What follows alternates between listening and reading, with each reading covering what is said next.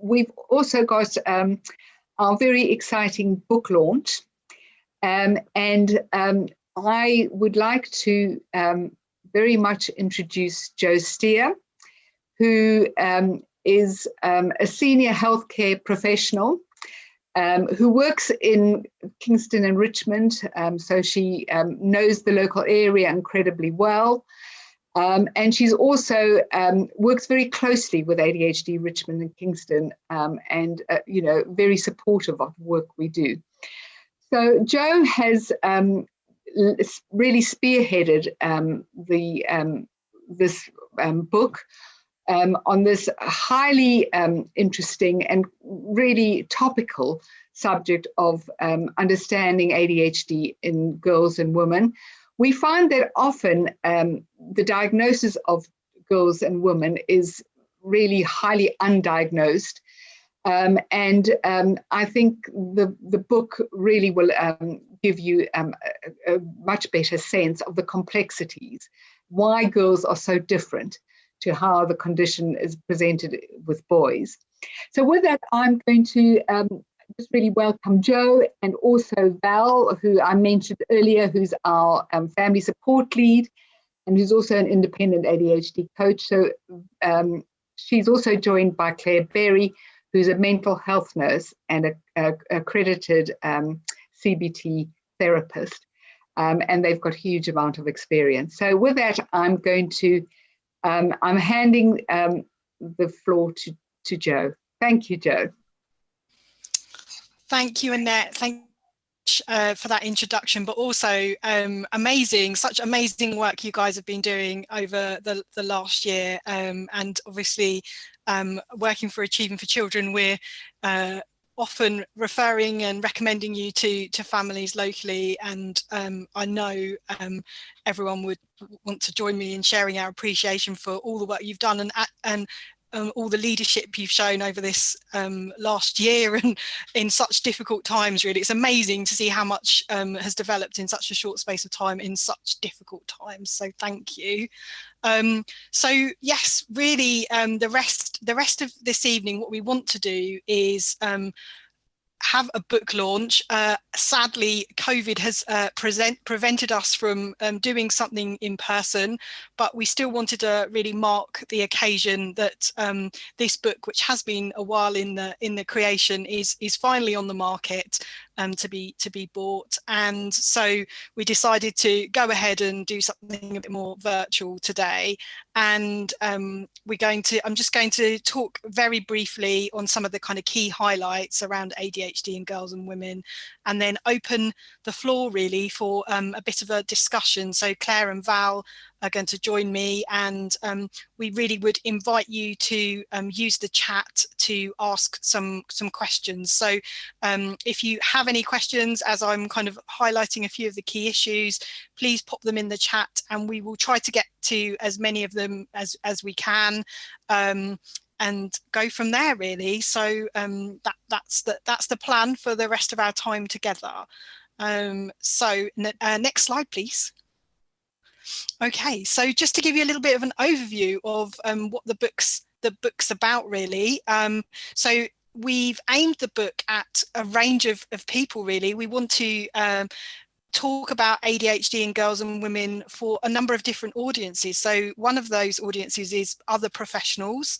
This could be education professionals, as Annette already mentioned. Schools are key target for lots of this educational material, but also health professionals, GPs, and the wider professional network that families come into contact with. Parents are really, again, very key for us, and also girls and women themselves. There's definitely something to read in there. I think we've gone on a slide. Sorry, can we just... That's it, perfect, thank you. So the book is made up of a number of contributions from a number of different professionals. So I'm the editor, but absolutely cannot take all the credit, because we've got a number of contributors. So Claire and Val are part of the team who have both contributed chapters to the book, but also Dr. Alex Doig, who some of you will know works in Tier 3 CAMS locally at South West London, has contributed a chapter alongside Jess, who's a mental health nurse who actually works over in Norfolk, and has contributed to the assessment chapter with Claire, and then Professor Peter Hill, who I know often supports ADHD Richmond and Kingston with talks, has joined the team in writing a chapter, as well as Eva, who is a local SEN lawyer, who again I'm sure some of you will know and has been part of contributing to the ADHD Richmond and Kingston information over the years.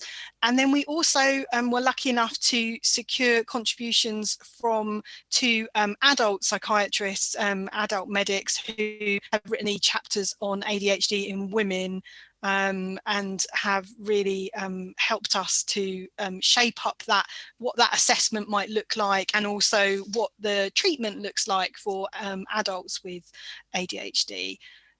So the book is full of advice, full of reflections and support and acknowledgements of the difficulties and the challenges that this group of people experience. And importantly, we've also weaved in lots of narratives from women and girls themselves. And some of you may well have been part of that. I know Val pulled together lots of contributions from some people locally, but also there's other contributions that have gone in. So we wanted to really hear the voice of girls and women and help tell their story, as well as providing this advice, because I think that really is what brings the issues to life, and helps people understand, you know, so many of the challenges and battles that are faced by parents, girls and women in this situation. And we know that there's very little books out there for people on ADHD and girls, particularly in the UK. There's a few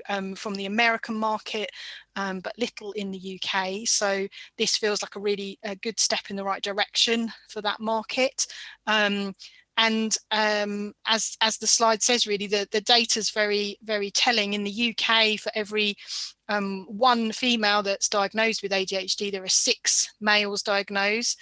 And that's in children. And then in adulthood, interestingly, there's a shift so that the ratio becomes even. So for every female, there is a male diagnosed with ADHD. And this does suggest then that there's perhaps some undiagnosed ADHD in childhood that is actually coming to the fore in adulthood. And we know that girls are less likely to be referred for assessment. They're much more likely to be undiagnosed in their ADHD, and they're also more likely to receive an incorrect diagnosis of a mental health condition, such as anxiety or depression, and that in many occasions, that's what leads the way into an ADHD diagnosis. So they're really important facts for us to kind of take into account, and what drove us really as a group of professionals to want to write this book and to put this out there so that we can improve the experience for girls and women with ADHD. So if I could have the next slide, please. So I'm just going to highlight a few issues. I'm not going to go into lots of detail because actually I think this will form a little bit of the discussion as we go on.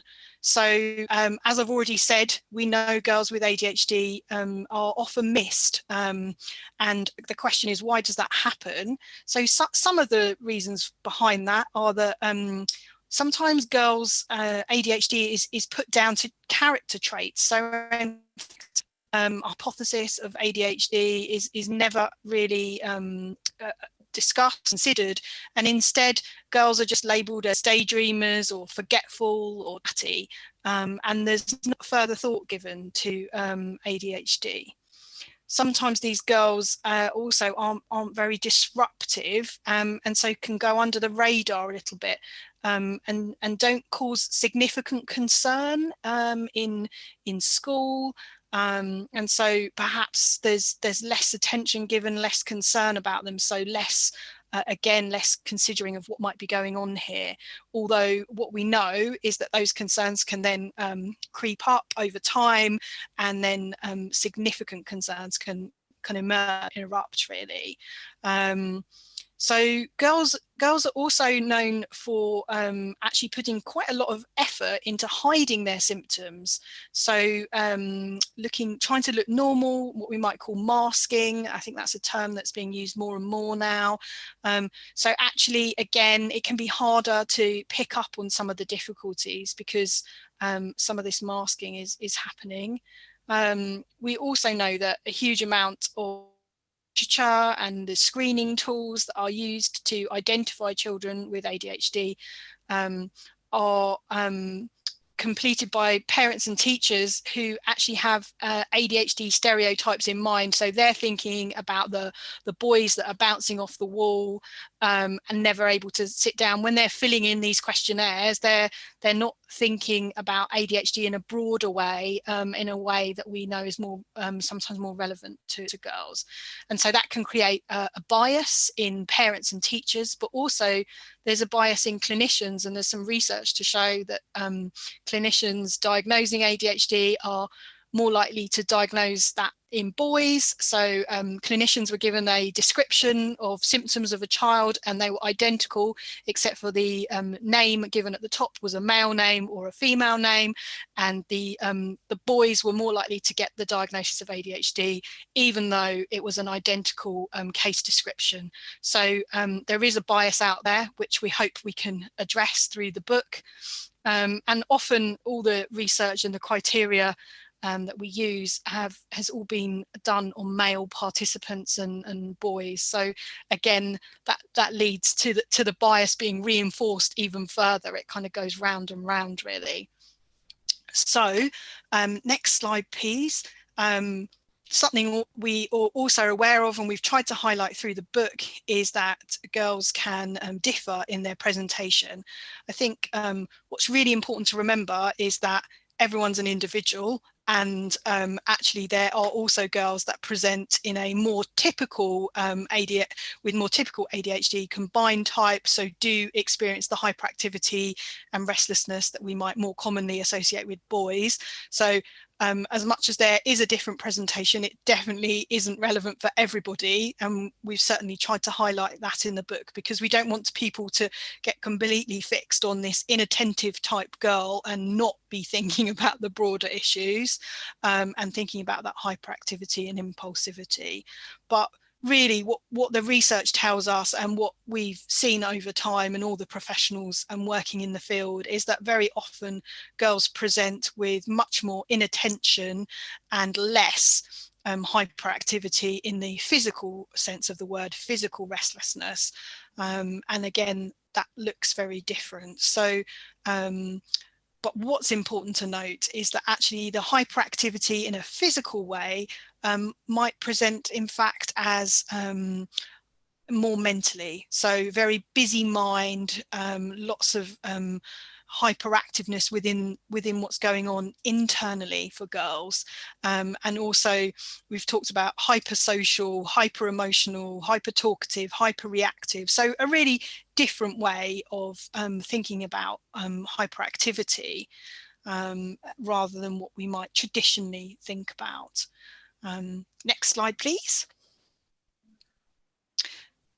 So why might they be misdiagnosed is also a key feature of the book, and it's really important to hold some of this in mind. And some of you may have had this experience with your own children, and some of the challenges of getting a diagnosis in that often something we experience, Claire and I kind of have this experience in our assessment work that we do, is that the reports that come in from home and school can vary significantly, and this can create a real challenge in us trying to reach a diagnosis when we're hearing very different reports from home and school. And as part of our job, we need to evidence that the difficulties are in more than one setting. Now, this does create a challenge and can sometimes mean that children don't receive a diagnosis even though they might be experiencing ADHD. I think over the years, Certainly we've been working really hard in the emotional health service to think about ways around this, other things that we can take into account. So we often perhaps receive input from hobbies and other activities that young people are involved with. Absolutely had letters from piano teachers, swimming teachers and all the rest of it over the years. But also sometimes actually us going out and observing in school can be also really helpful, because it's really hard for teachers. They've got a class of 30.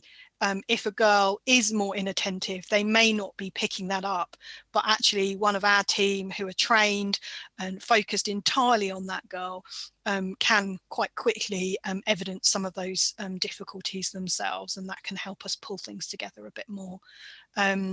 Symptoms are often put down to anxiety or depression. We also know there's a much more higher comorbidity rate with ADHD. So there can be other difficulties that are also present, and that can increase the complexity around the assessment that we might be doing. It's really important to also highlight how girls often present a little bit later to services. So we definitely have an influx around secondary transition, but also college transition at 16. And it's really common that we find that primary schools have done a super amazing job in supporting girls, and so actually have kind of hidden the difficulties, and then when they get into secondary school, everything kind of falls away, the support that they had, but also expectations change from parents, but from teachers and from peers. Suddenly girls really begin to struggle, and the difficulties become much more obvious. Interestingly, in the adult chapters of the book, the clinicians also highlight that presentations in adult women can sometimes follow significant adult life events, such as getting a new job or giving birth and having children, because actually, again, things are shifting in their life and those difficulties become more obvious at that point, really. So we know that these later diagnoses can mean many more years of untreated ADHD, and that this can then lead to difficulties in mental health and self-esteem. So that's something that we see a lot more of. And as I said, Claire and I work in the emotional health service, and a good proportion of the children that we see for assessment actually come in from mental health difficulties such as anxiety and depression. And it's only through our work and our assessment with those children that we begin to ask questions around neurodevelopmental difficulties. And sometimes that's ADHD, sometimes it's also ASD, but then that leads us on to those assessments. And then when we look back with parents and schools, actually there are a number of difficulties that have been present for a number of years, but somehow there's never been a referral for that assessment. So we can then kind of trigger that. So next slide, please. I think we're just coming to the end now.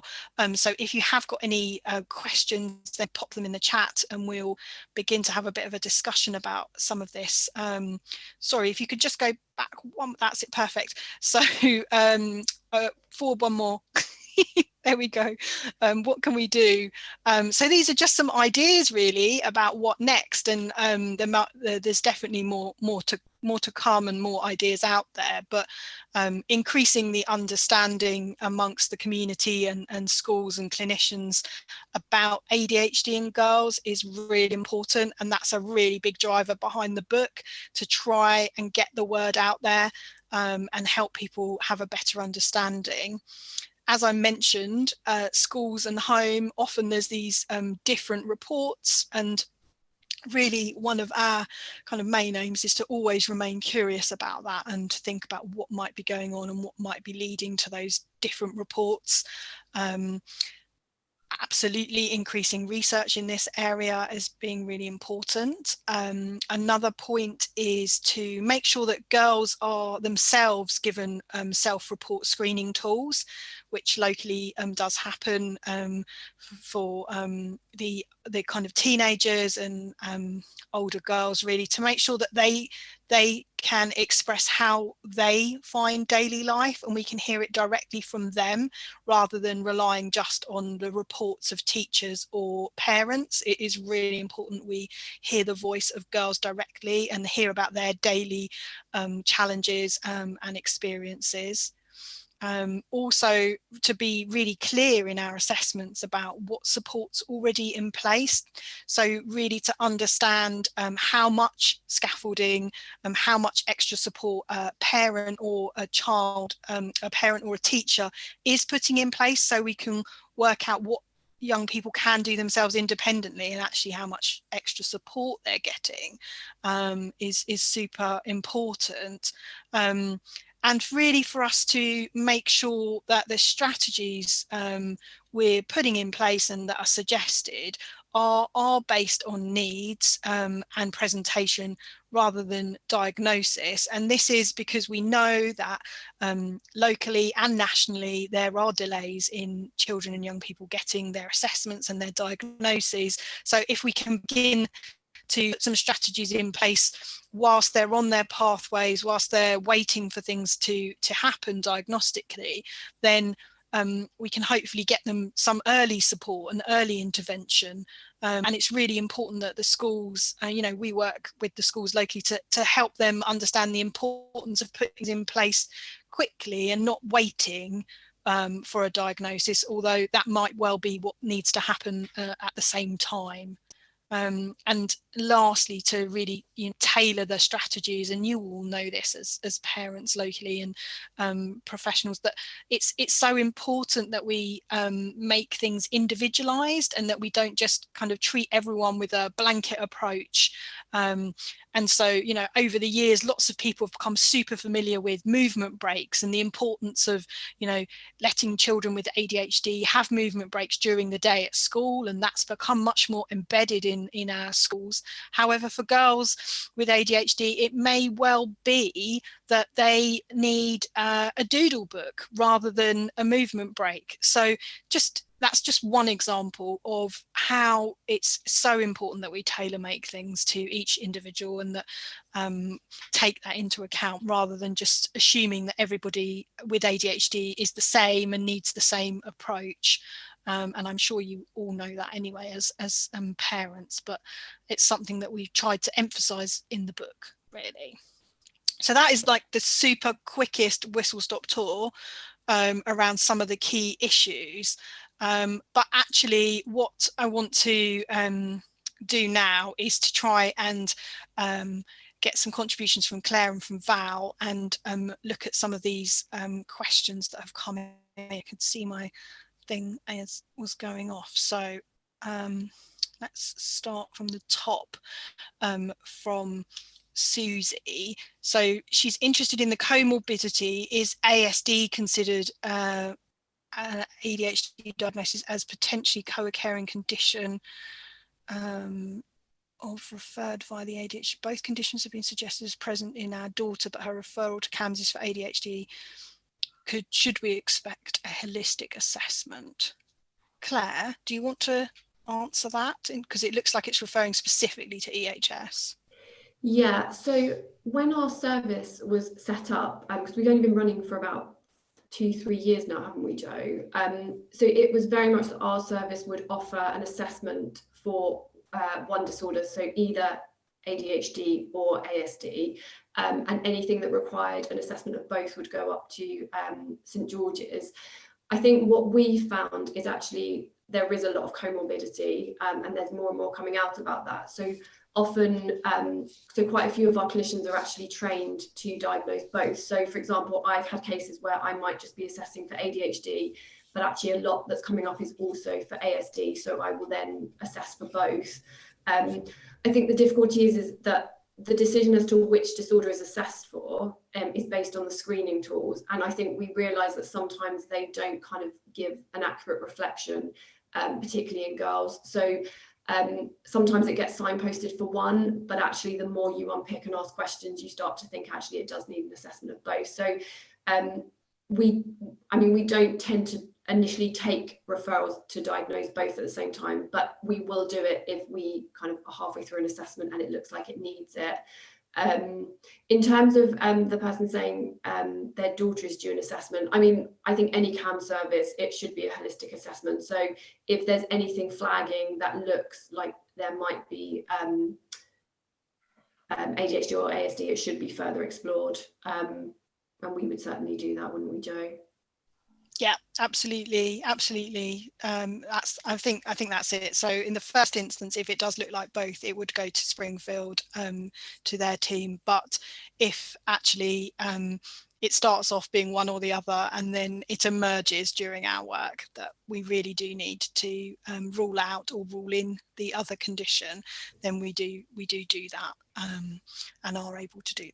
So hopefully that answers your question, Susie, around that. So there's also some question around self-screening tools. So what would we suggest in terms of self-screening tools, self-report tools? So I think at the moment locally we use the Connors questionnaire, the self Connors questionnaire. So we use the parent and the teacher one, but we also use the self Connors. So that is what we're using locally. Don't know if there's any other ones out there. Val, have you got any other ones that you use, or in terms of screening tools, or? Not so much, no, in terms of, my role isn't really to screen, but when I'm speaking to a parent who may consider that they have, that they're looking at a child who may have a diagnosis, then we would refer them to Connors. So that tends to be the one that we use. Yeah, I think that's it. Connors is the main one. Also, there's the SNAP, which is free online. Anyone can use that, although that's more for parents and teachers. Claire, is there a SNAP for young people to fill in themselves? Do you know? I don't know. I wasn't aware. No, I think the SNAP's also very kind of a snapshot, isn't it, as well? Whereas I think Connors is a bit more thorough. Yeah, definitely. And I can see some helpful contributions. So Brenda, hi Brenda, she's also put about the SNAP, and then also the Brown is an alternative tool which can be used. So I mean, there are a range of tools out there. I think locally at Springfield and in the emotional health service, we always use the Connors questionnaires, and we try to keep things consistent between the two services to help keep things as smooth as we can for families, so that we're all using the same questionnaires for schools, but for families, and we in our assessment team at the emotional health service, we have regular supervision with the consultant psychiatrist from Springfield as well, to just really make sure we're aligning things as much as we can. I think it's also true, Jo, to say that if you look sort of externally, you'll see something called things like the QB test that actually look at their screening. So there are a lot of new screening tools that are coming up, that are out there, that you may see if you're looking on the internet about how to screen for ADHD. Definitely, that's a good point, Val. Thank you. So I can see a question from Claire. She says, I'm really curious about what is biologically happening to cause the symptoms of ADHD, e.g. in the brain, the nervous system, the gut. What processes are started and where to create the symptoms? I think that's where, yes. Any takers there, Val or Claire, on this is a big question and not necessarily specific to girls. No, Claire, I think I might have to hand over to you on that one in terms of you two are the experts on it. I can certainly chip in though, so far away. I mean, I guess a kind of summary of that is it's to do with the dopamine levels in the brain, but actually it's that there's not enough dopamine being produced, and so that's what the medication is for. I'm just reading the question. Absolutely. Say I'm less confident to talk about the gut and those other parts of the body, but I think it's an interesting question, and maybe something to think about for a future speaker even as well, because actually it would be good to think about that a bit more.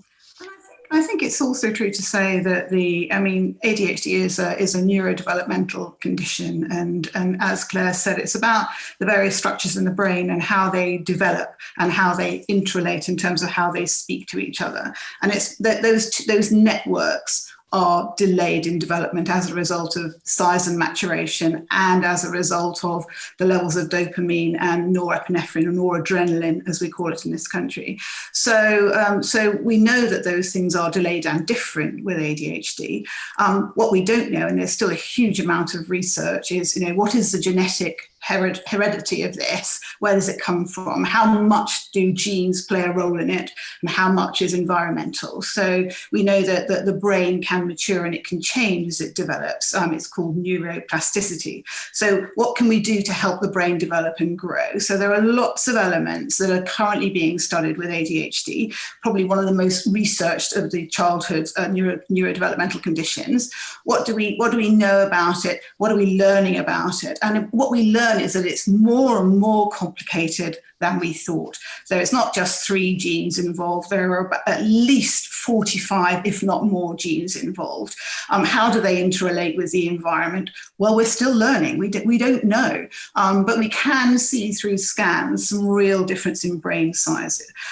In terms of the gut link, I think there's a lot more work and a lot more research happening in the brain-gut biome, as they call it. So what you eat and how you live actually affects your brain. So we know that diet can actually have a difference. It can help or it can hinder. So some of these things are all still very much in the research field, but it's a really good question. And I think the answer to it will continue over the next 5 or 10 years, to be completely frank.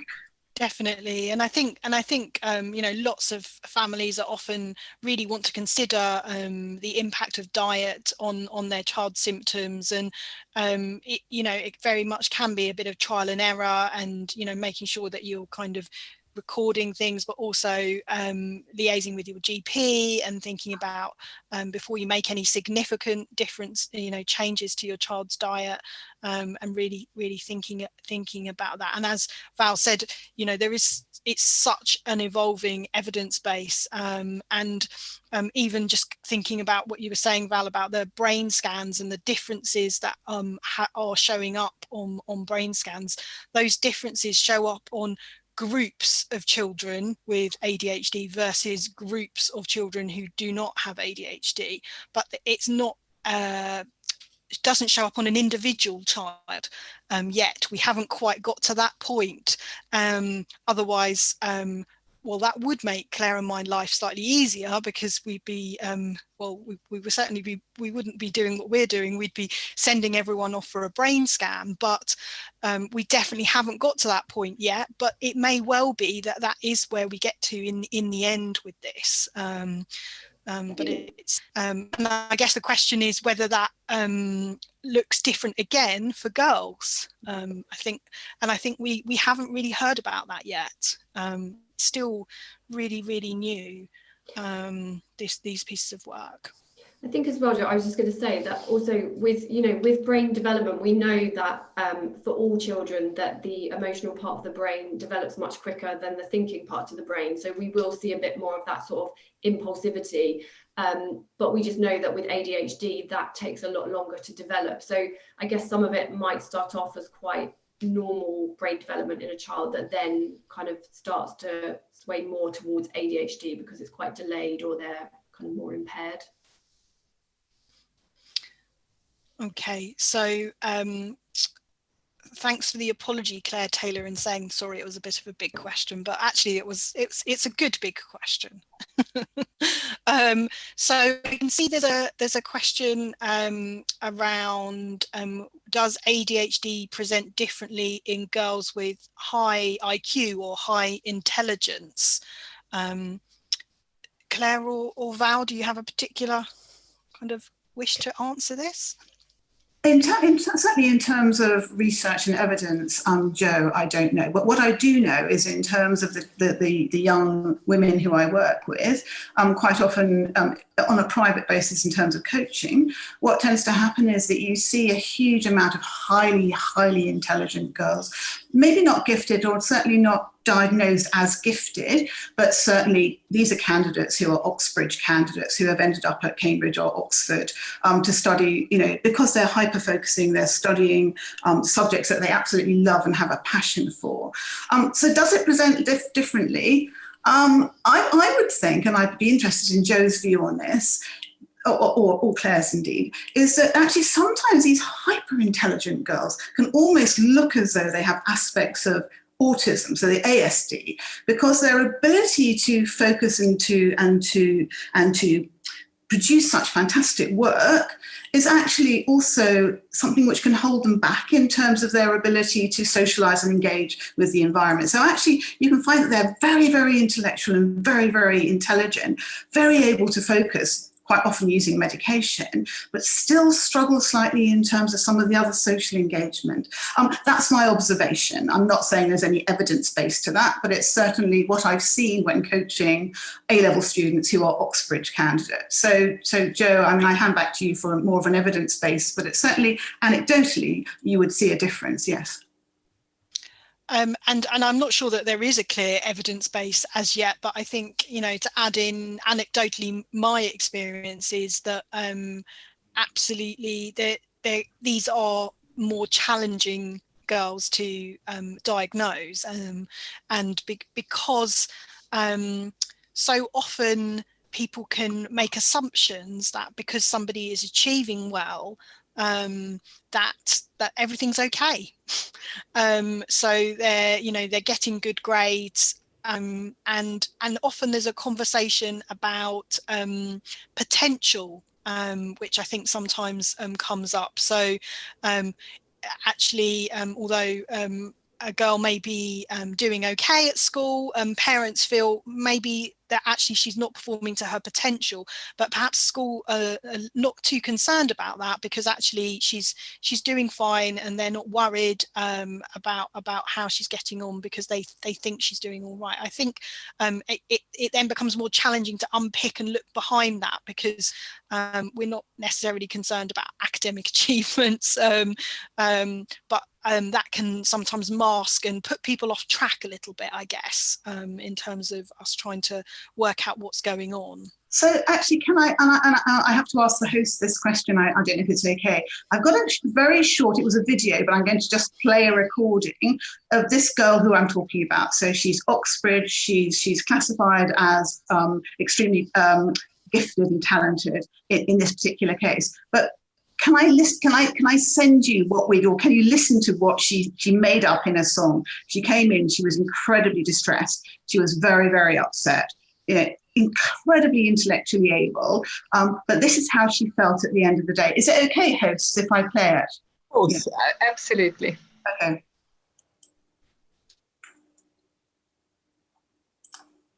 Oh, you don't think that I see you when you stare at me like that, just because I take a tablet, different when I think and act. I'm not saying to ignore it. I'm not saying it's not bad. You don't understand the way you treat me, 'cause you treat me like I'm mad. I'm not ignoring you. I'm not a child that is rude. I'm not a liar. A nasty little brat, I'm out of opinions. I might be a little fast to act, but I'm not a psychopath. And I wish that you knew that.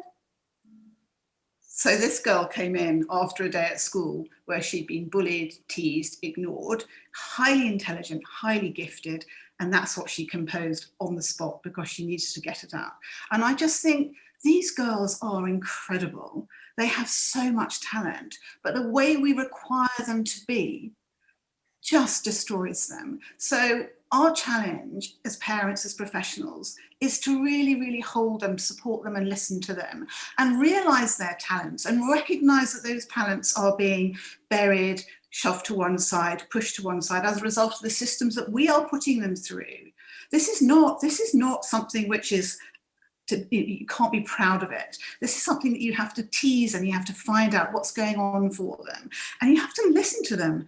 That was an awful day, but what came out of it was a fantastic experience, a wonderful composition, and she went away actually feeling that she was okay. And I think that's really important. So yes, gifted and talented. Does that help her in terms of her emotional ability to cope? Absolutely not. But we need to help them find a way of expressing that. So thank you for listening to that. I'll let her know that we played it. She said we could. I think that was really nice to listen to that, Val. I think I was just going to add as well, I think that we often, well, schools might see a child who's intelligent kind of in the classroom, that they're doing the work, that they're getting good grades, but what they don't see is the amount of work that goes on behind the scenes, you know, and they are working harder than their peers to attain and keep up. So actually these girls are quite exhausted, and it's quite easy to kind of think, well, they're bright, they're doing okay, but actually they're still not reaching their full potential. And I think that's really important that that's considered. I've got one other thing to say, which is another, a quote from another girl, which is actually in the book. And it says this, we're talking about coaching, but I think the point she's making is relevant. So the coaching sessions were my sanity, the only space to explore my own mind and my own thoughts and to develop my own solutions. I learned that I didn't need to do things the way others did. I learned that I could produce results in a different way. It was okay to go my own way, to reach my own goals, and I feel so much better knowing that. So powerful, and I think that absolutely, you know, it just resonates with the absolute importance of really listening to each individual child, doesn't it, and what they've got to say, and their experience in the classroom, at home, in other parts of their world and their lives. So absolutely critical. Now I can see lots of questions have come in. I can see Laura and Ifat have asked around the presentation of ADHD and developmental trauma, and linking kind of how would you differentiate when working therapeutically with young people and prior to screening, and whether the impact of developmental trauma has a similar impact on the production of dopamine. So I think it would be fair to say that we do get quite a lot of referrals where young people have experienced trauma in their lives for all sorts of different reasons. And I think actually that's something that's come up for me a lot more recently, is sometimes the trauma of being in school, and of being in a school who doesn't understand you, and who treats you like they treat everybody else, a little bit like what Val was just saying, and kind of coming across people that have really had quite difficult experiences in school in a traumatic way. But also we know that you know, some young people have very difficult early experiences in their lives as well, and up in therapy for that, and then sometimes we might be identifying questions around ADHD. I don't think there's an easy answer to this question.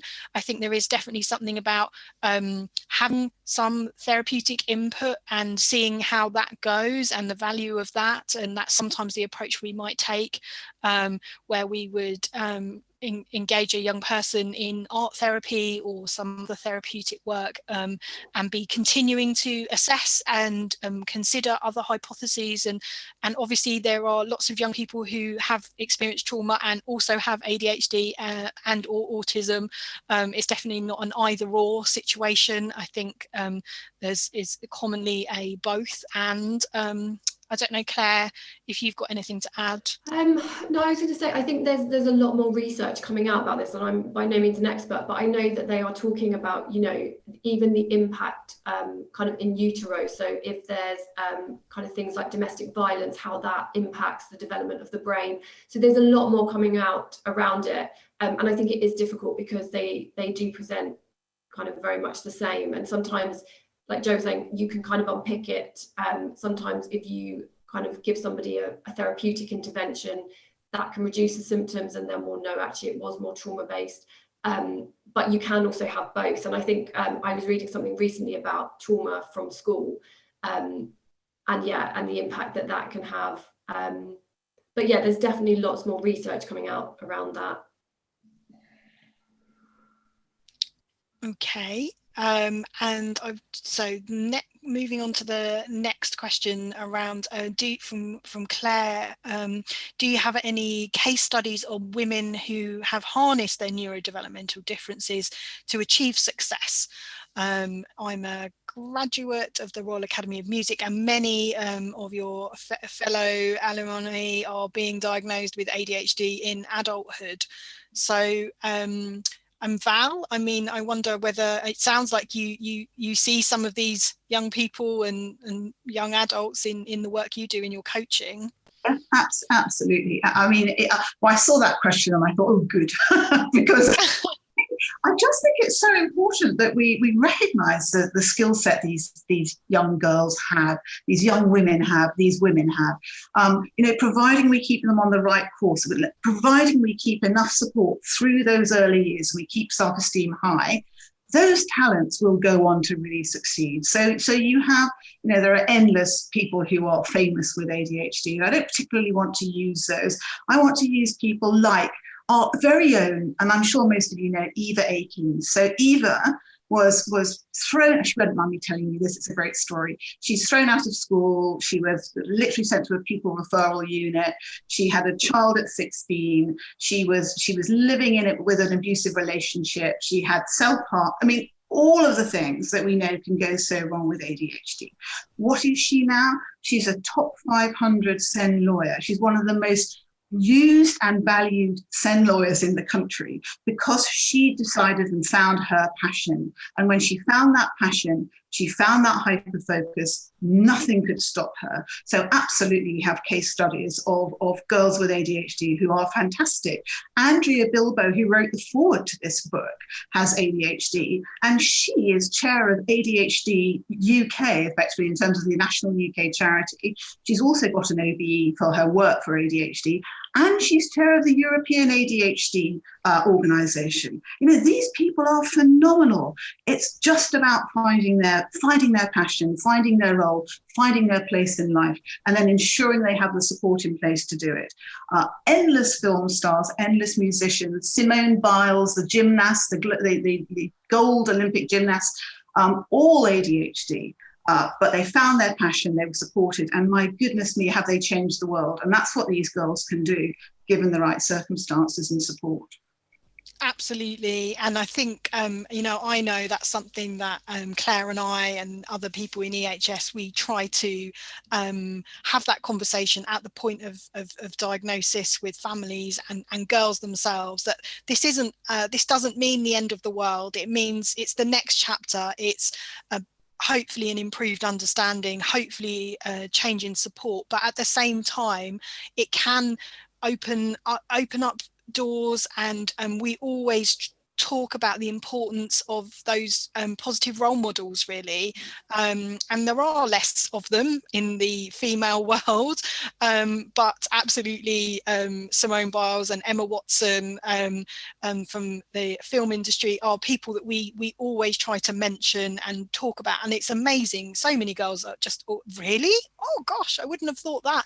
And encourage them to Google and have a look and hear their stories, because it's so important that they hear what things can happen in the future and feel inspired to harness some of their strengths. Absolutely, as the question really kind of points out. And I think it's important to ensure, sorry to butt in again, I think it's really important to say, this is not an easy path. Having ADHD doesn't, because people say, oh, it's a superpower. Well, it is. But to access that superpower takes a lot of hard work. So we can support and we can encourage those girls in how to get through the routine stuff that means you get through your exams. And we can help and coach them to do that. That's the role of a coach. What we can't do is coach, the neurotypical, how to have that passion, that tenacity, that pure dedication to the thing that they love, whether that's music, gymnastics, literature, MP, barristers, whatever it is. I mean, they tend to be fantastic spokespeople. So their ability to verbalize and to show their passion, I think, is second to none. Thanks, Jo. Oh, thanks, Val. No, really, really good. I'm really glad that question was on there as well. So the next question, which I kind of thought might come up, is around hormone cycles in girls. So again, really important, Helen, that you highlight this around your own daughter's difficulties and perhaps how they became more apparent when she moved into kind of significant period of adolescence and hormones kind of really kick in, and also noticing then the impact of her hormone cycle around her symptoms and around medication. And you were asking, is this common in girls? So this is definitely something that is talked about in the book. Peter Hill talks about it in his chapter around treatment, but also in the adult chapter on treatment of women. So I think there is a building evidence base. Again, it's still early days. It's interesting that some of this is still being talked about and thought about really in the kind of beginnings of these conversations, but yes is the answer. They absolutely have highlighted that medication can sometimes not work as effectively, and that symptoms can be more significant at certain times of the month. And I think keeping a diary and a record of that's really super helpful, so that you can begin to kind of plot that out yourself. Your daughter can make sense of it, and you can kind of make sense of it together and think, okay, now we know why we're having a really wobbly few days. Actually, this happened last month and the month before, and that kind of just helps you make sense of what's going on, and hopefully kind of find a new way of understanding that. I don't know if you've either of you, Claire or Val, have kind of come across this as well in your work. Yeah, I would definitely say, just because there is more literature coming out about it, that I definitely do ask about kind of period cycles and ADHD symptoms, and I've noticed that a lot of girls are reporting that symptoms are worse around the time of their period. I absolutely concur with that. And not only that, but I would have to say, talking about the women, i.e. mums, they would say that during menopause the same thing happens. So prepare for that brain fog, because I think basically those same sort of symptoms are reported during menopause as during the monthly cycle. So it's a really important one to understand.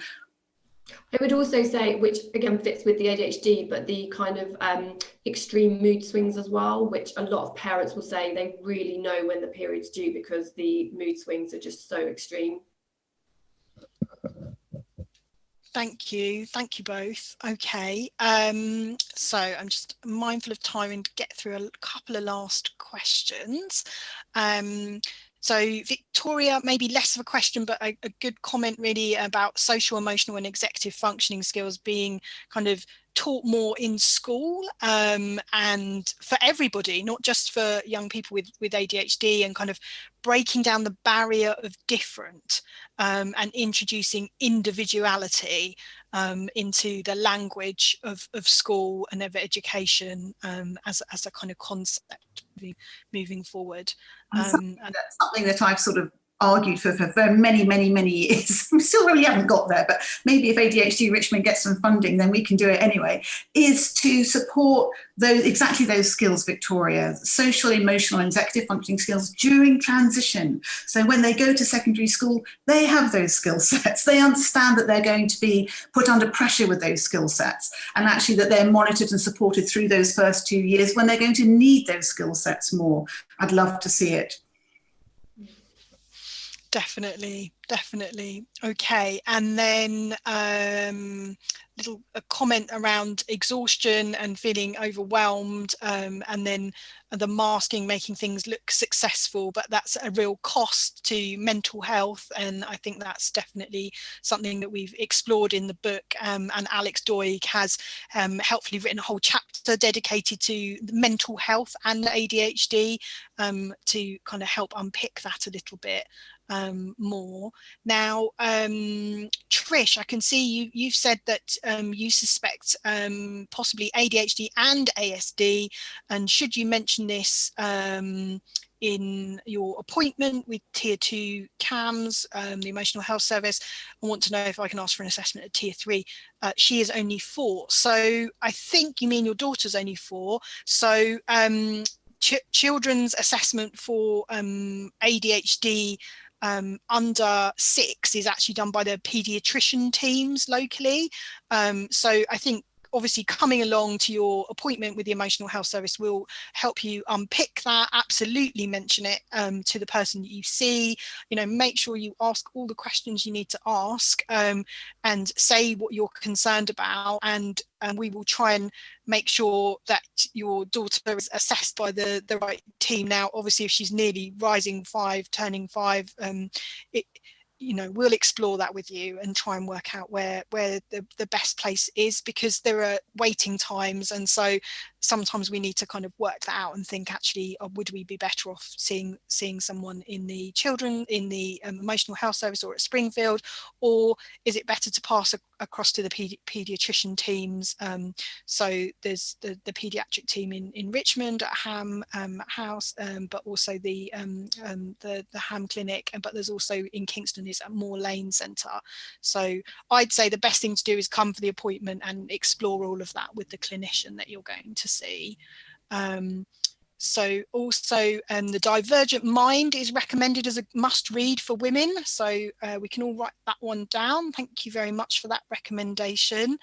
I think some questions really around whether the neuroplasticity offers hope that if medication is needed, might it not be forever? So might dopamine production naturally increase over time? So I don't know, Val or Claire, whether you feel you can. I mean, certainly people often aren't on medication forever. They often have breaks or come off of it for periods of time. So that kind of process is checked out a little bit. I just like to say that in terms of looking at how treatment sort of works in working with the families that I do, it looks very much as though medication has a role at a certain time. And you know, as you develop and as you grow up and as you go into different things in life, so your medication needs change. It might be that you have specific tasks where actually you feel you really need it. But then other things start to come into play, like mindfulness, like exercise, where you can manage your ADHD symptoms by doing other things, because you don't have to have the social or the emotional or the academic pressure that you have during this teenage and the school years.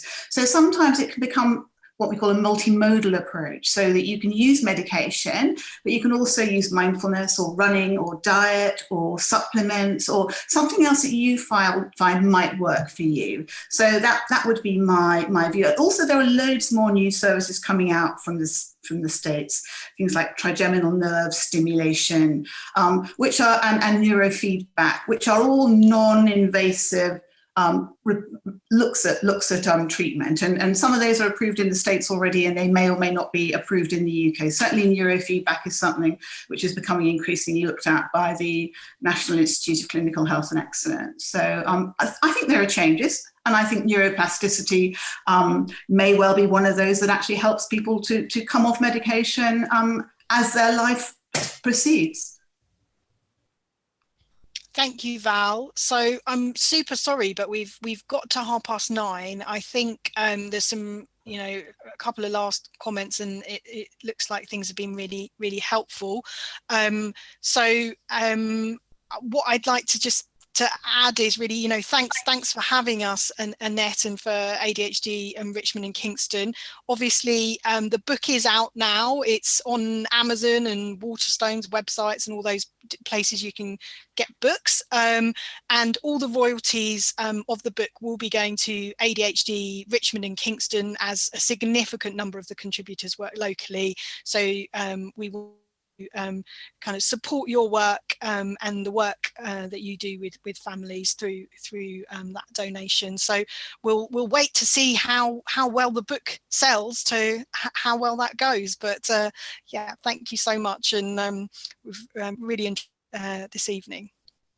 Well, I want to say a huge thank you to Jo and Val and Claire. Really interesting. I mean, your book sounds terrific. I would really encourage people to go out and buy it. It's got a wealth of information, a lot of some case studies, which I think are really helpful. And also a big thank you for the generosity of donating the royalties to us. We really don't underestimate the value that has, and I'm sure we'll get benefits from it in the years to come. So with that, I'd also like to thank everybody who joined us this evening. It was really a great evening. It was so lovely to see so many people. And we look forward to staying in touch with everybody, and hopefully in the near future we can meet in person. But it was great to have such a full house tonight. So thanks so much, everybody. Good night.